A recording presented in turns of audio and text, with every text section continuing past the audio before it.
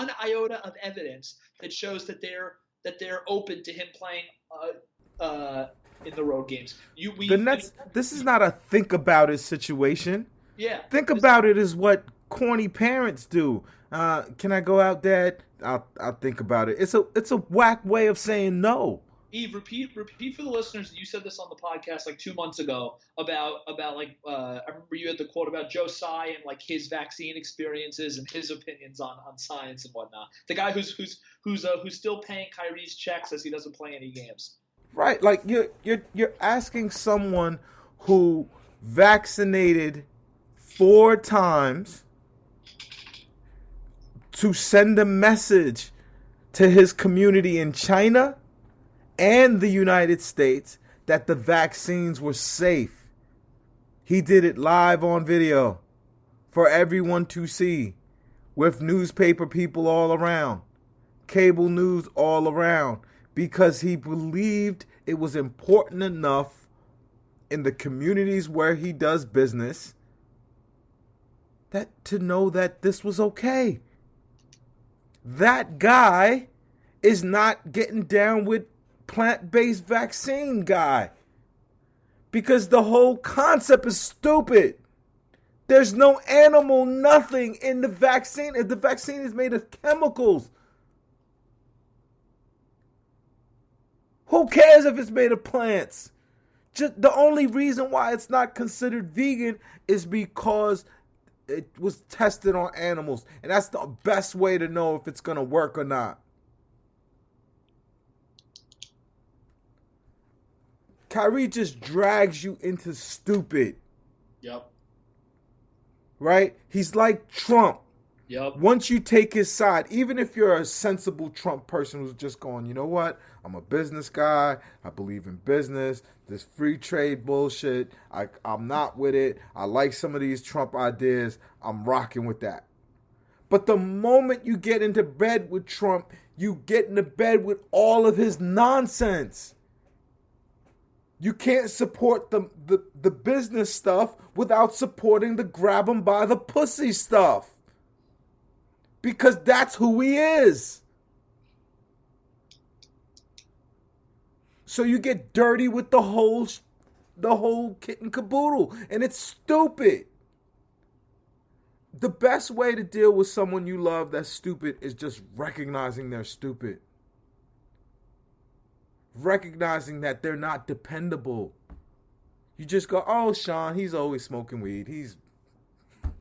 That's Sean. You know, I have a cousin named Sean. That's what I'm talking about. Oh, Kyrie. You know Kyrie. Oh. That's all you could do. But you can't sit here and make everybody else feel like they're stupid because the dude that went roller skating or planned a roller skating party for his sister for 2 weeks and didn't show up to his job for 2 weeks. Now, just, you're not Kyrie. So imagining yourself being Kyrie, going missing from a job for 2 weeks, being okay, that's not something us regular people are going to do. But Kyrie being the special people, he could just disappear from his job for 2 weeks to throw his sister a roller skating party. Kyrie could just take his business partners in Nike, who are paying him $11 million a year. He could just tell them, this sneaker is garbage, I had nothing to do with it, in a rant in a tweet and on Instagram.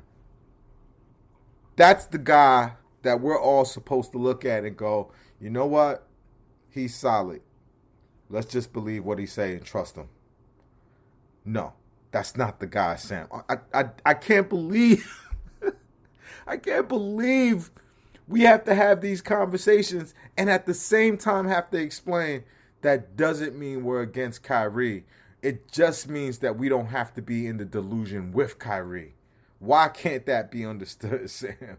Yeah, it's so weird. Like, I almost find that the same people who are these Kyrie stands who get mad at anybody who criticizes him are the same people that 2 minutes later will be like, oh, I'm so mad at my mom right now. And it's like, oh, does that mean that you're never going to talk to her again and that you hate her? It's like, it's a bit, like, I mean, what we're talking about is something basic. There are facets. Part of being a human being is evaluating other humans for their good and for their bad. And I think Kyrie does a million good things. And like, I honestly think that we've talked about a lot of the good things. But right now, what he's doing, both from a COVID perspective and from a basketball perspective, is an abject disaster. Like, this is not something that is normal. It's not something that should be tolerated. Like, and the notion that some people even remotely see him as this like martyr / hero when like messianic character. Yeah, like there's nothing about what he's doing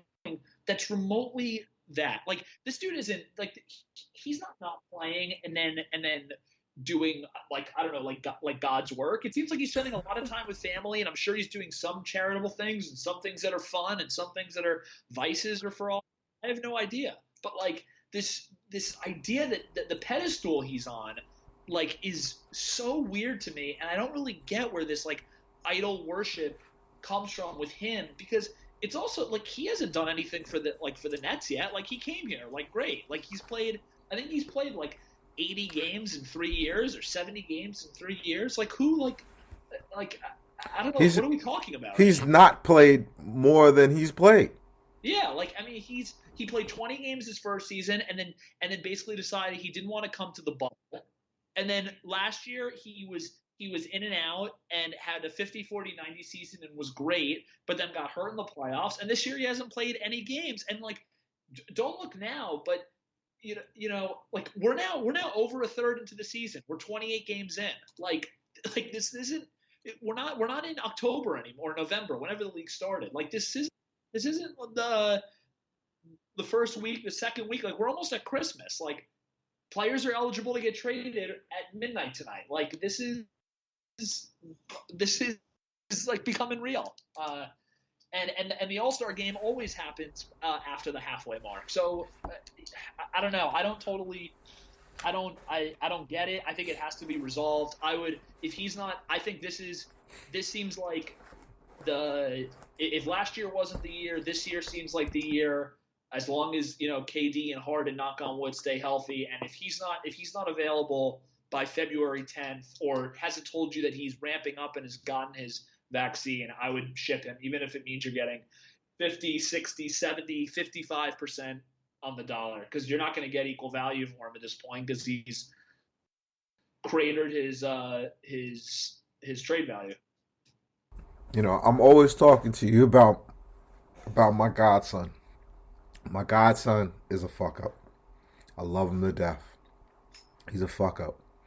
I'm not ashamed to say that he's a fuck up, because I believe in him. I believe he could do better. I believe he could shed his magical mind and stop going after harebrained scheme after harebrained scheme and do some solid things, because he's a solid individual. I believe in him. And moreover, I've raised him. I love him as my own son. Right?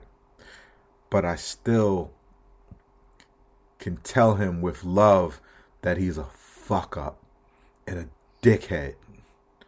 And he's wasting time. And he's not seizing the opportunity that the world is giving him. And I can say all those things and love him at the same damn time. Samuel, we've talked too long. Let's wrap it. I'm at Eve Darbuz. That's at Samuel LaChow. We are at Pod Thorn. Pod Thorn. Pod Thorn. Pod Thorn.